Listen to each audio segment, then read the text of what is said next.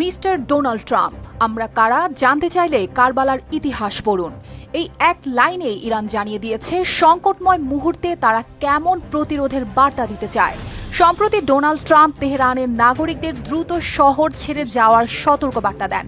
সামাজিক যোগাযোগ মাধ্যম ট্রুথ সোশ্যালে তিনি বলেন, সবাই যেন অবিলম্বে তেহরান ছেড়ে যায়।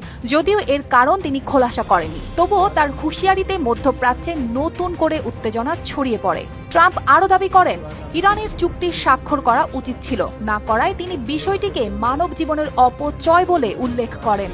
তার ভাষ্য, ইরানের হাতে পারমাণবিক অস্ত্র থাকতে দেওয়া যাবে না, এ কথা তিনি আবারও জোর দিয়ে বলেন।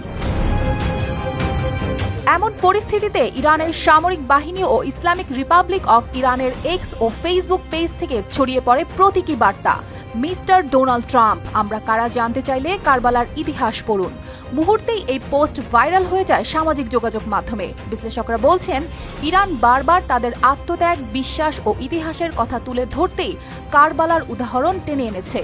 তাদের মতে মধ্যপ্রাচ্যের বর্তমান টানাপোড়েনে এই বার্তা শুধু ট্রাম্পের জন্যই নয়, বরং গোটা বিশ্বের উদ্দেশ্যে ইরান যে কোনো চ্যালেঞ্জের সামনে নিজেদের ঐতিহাসিক সাহস ও আত্মবিশ্বাস স্মরণ করিয়ে দিতে প্রস্তুত।